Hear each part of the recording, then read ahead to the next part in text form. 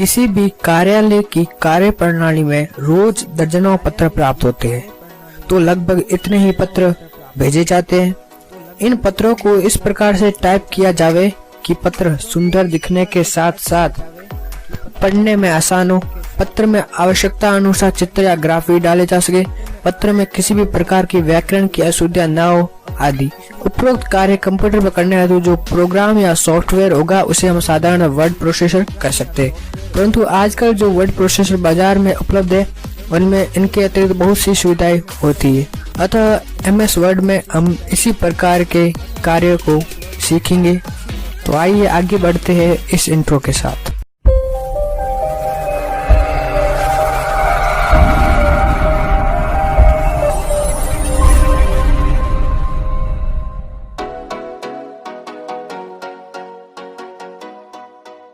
अब हम सीखते हैं कि आप MS वर्ड को स्टार्ट कैसे कर सकते हो, यानी कि MS वर्ड को ओपन कैसे किया जाता है। तो सिंपली आपको विंडोज के साथ में R का बटन प्रेस करना है, और जैसे ही आप विंडोज के साथ R का बटन प्रेस करेंगे तो आपके सामने रन कमांड ओपन हो जाएगा। रन कमांड ओपन होने के बाद में आपको सिंपली यहाँ टाइप करना है WINWORD विनवर्ड। विनवर्ड टाइप करने के बाद में आपको सिंपली इस पर ओके करना है। जैसे ही आप ओके करेंगे तो आपके सामने MS वर्ड ओपन हो जाएगा।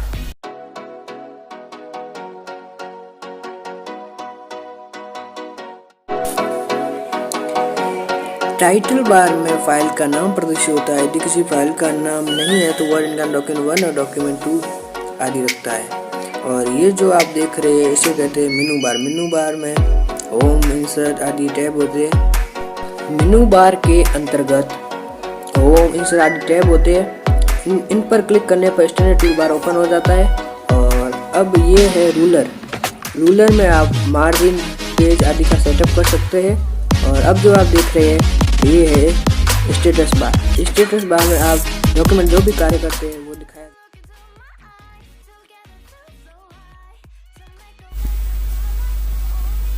अब हम सीखते हैं होम टैब के बारे में।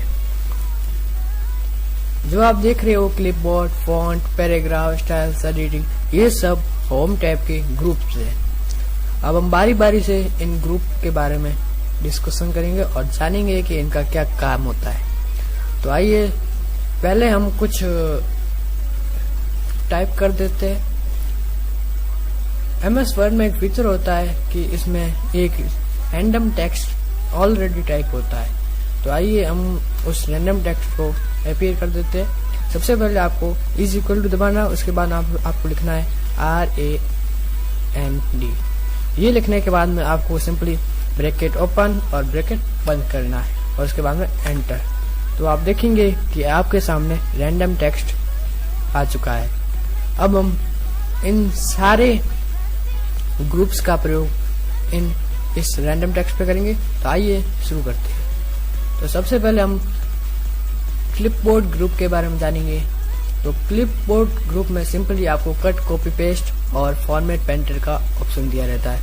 ये जो आप ऑप्शन देख रहे हैं इसे कहते हैं पेस्ट, ये कट, ये कॉपी और ये फॉर्मेट पेंटर। तो आइए जानते हैं इनके बारे में। सबसे पहले हम कट, कॉपी, पेस्ट के बारे में जानते हैं। तो अगर आपको द इंसर्ट टैब की और कॉपी बनानी है तो सिंपली जिसकी आपको कॉपी बनानी है उसे सिलेक्ट कीजिए और यहाँ से कॉपी पर क्लिक कीजिए। और आपको फिर जहाँ भी कॉपी बनानी हो वहाँ जाइए और पेस्ट कर दीजिए। जैसा कि आप देख सकते हैं इनकी कॉपी बन रही है। अब जानते हैं कट के बारे में। तो कट करने के लिए आपको सिंपली माना कि मुझे इस गैलरीज को यहाँ से हटाकर कहीं और पे लिखना है, तो सिंपली मैंने गैलरीज को सिलेक्ट कर दिया और यहाँ से मैंने किया कट। कट करने के बाद आप देख सकते हैं वहाँ से गैलरीज हट चुका है। और फिर आपको जहाँ भी गैलरीज को टाइप करना है वहाँ जाइए और सिंपली पेस्ट कर दीजिए। आप देख सकते हैं गैलरीज आ चुका है। अब बारी है फॉर्मेट पेंटर की। फॉर्मेट पेंटर के बारे में हम बाद में जानेंगे, क्योंकि फॉर्मेट पेंटर का प्रयोग फॉर्मेटिंग को कॉपी करने के लिए किया जाता है। यानी कि आपने जो भी फॉर्मेटिंग की है उसे कॉपी करने के लिए फॉर्मेट पेंटर का प्रयोग किया जाता है। तो अब हम जानते हैं इस फॉन्ट ग्रुप के बारे में। फॉन्ट ग्रुप में आप देख सकते हैं यहाँ पे आप फॉन्ट का टाइप बदल सकते हैं। तो जैसा कि मुझे इसका फॉन्ट बदलना है तो यहाँ जाइए और जो भी आपको फॉन्ट पसंद हो उस पर सिंपली क्लिक कर दीजिए। आप देख सकते हैं इसका फॉन्ट बदल चुका है। अब यहाँ से आप किसी भी टेक्स्ट की साइज बढ़ा या घटा सकते हैं। तो आप देखेंगे यहाँ से मैंने साइज बढ़ा रहा हूँ, आपको दिख रहा होगा कि साइज बढ़ और घट रही है। तो और ये जो आपको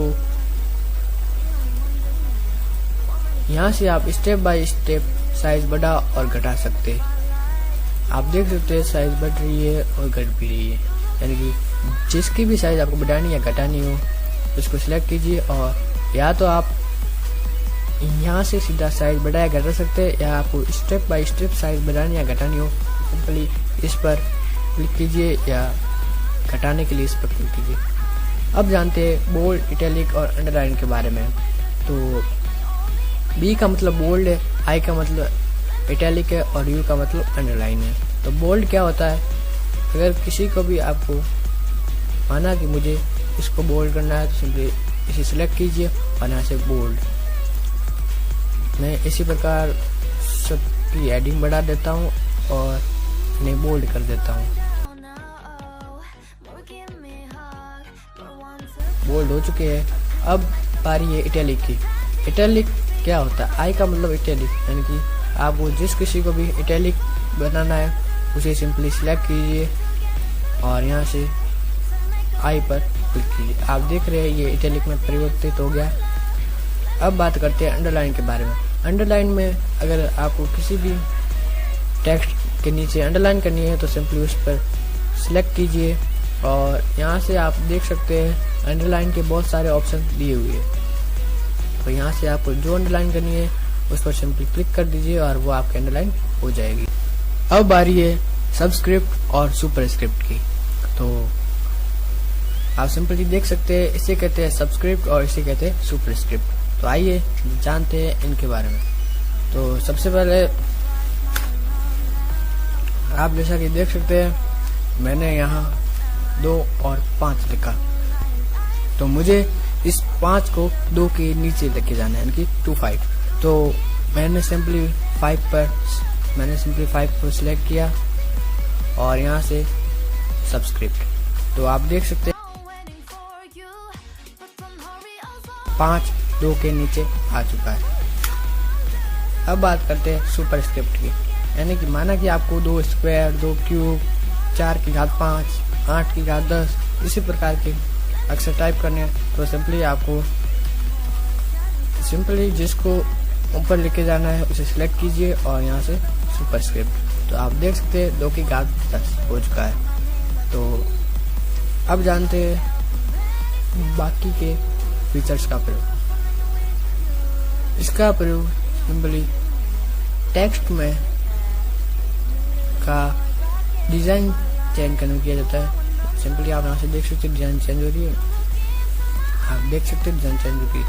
अब इसका प्रयोग हाईलाइट करने के लिए किया जाता है। आपने अपनी नोटबुक्स में कुछ इम्पोर्टेंट लाइनों को हाईलाइट किया होगा, तो इसी प्रकार MS वर्ड में इसका प्रयोग हाईलाइट करने के लिए किया जाता है। देख सकते हैं मुझे use the change current quick style को हाईलाइट करना है, तो यहाँ से सिंपली आपको जिस कलर से भी हाईलाइट करना है उस पर क्लिक कीजिए। अब देख सकते हैं हाईलाइट हो चुका है। अब बात करते हैं इसकी, यानी कि यहाँ से आप फॉन्ट में कलर दे सकते हो। जैसे कि मैंने इसे सेलेक्ट किया और यहाँ से आपको जो भी कलर देना है उस पर सिंपली क्लिक कीजिए। आप देख सकते हैं यहाँ कलर आ चुका है। इसका प्रयोग जो भी आपने फॉर्मेटिंग की है, इनकी जो भी आपने फॉर्मेटिंग की है उसे हटाने के लिए इसका प्रयोग किया जाता है। आप देख सकते हो इस पैराग्राफ की फॉर्मेटिंग हट चुकी है। आपको जिसकी फॉर्मेटिंग हटानी है उस पर सिंपली सिलेक्ट कीजिए और यहाँ से क्लियर फॉर्मेटिंग। अगर आपको सबकी फॉर्मेटिंग हटानी है तो Ctrl A दबाइए, इसी पूरा सिलेक्ट हो जाएगा और यहाँ से क्लियर फॉर्मेटिंग। अब जानते हैं पैराग्राफ ग्रुप के बारे में। तो आप देख सकते हैं पैराग्राफ ग्रुप के अंतर्गत कुछ फीचर्स दिए हुए। तो इसका प्रयोग सिंपली होता है, इसे कहते हैं बुलेट, यानी कि आप इस पर सिलेक्ट करेंगे, यहाँ से आप कुछ भी बुलेट लाइब्रेरी से कुछ भी जो आप फॉर्मेट लेना चाहे वो ले सकते हैं। मैं सिंपली ये लेता हूँ और अब आप जो भी टाइप करेंगे तो वो सिंपली आता रहेगा, आप देख सकते हैं। अब बात करते हैं नंबरिंग की। तो नंबरिंग का प्रयोग सिंपली आप उसका फॉर्मेट बदल सकते हैं, जैसा कि, और यहाँ से हटने के लिए सिंपली 2 बार एंटर दबाइए। अब बात करते हैं नंबरिंग की। नंबरिंग में आप जो भी फॉर्मेट चूज करना चाहे वो कर सकते हैं। मैं सिंपली ये करता हूँ और अब आप जो भी टाइप करेंगे वो आता रहेगा। 1 2 3 4 ये अपने आप आते रहेंगे। इसका प्रयोग होता है आपके हेडिंग के अंदर भी कुछ सब हेडिंग होती है।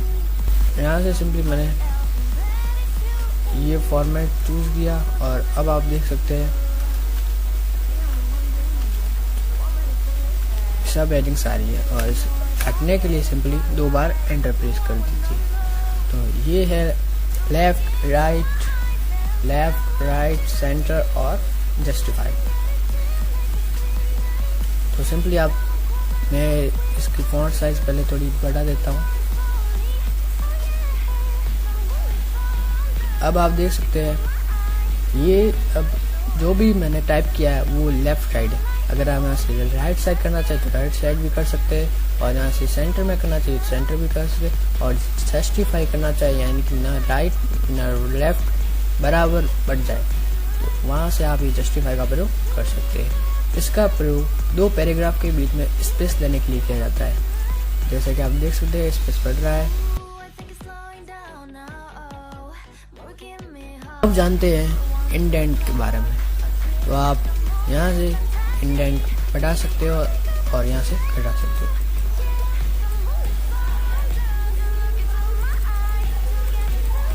जैसा कि आप देख रहे हैं यहाँ से आप इंडेंट बढ़ा सकते हो और यहाँ से घटा सकते हो। इसका प्रयोग आप यहाँ से भी कर सकते हो। इसको सिंपली यहाँ ले जाइए,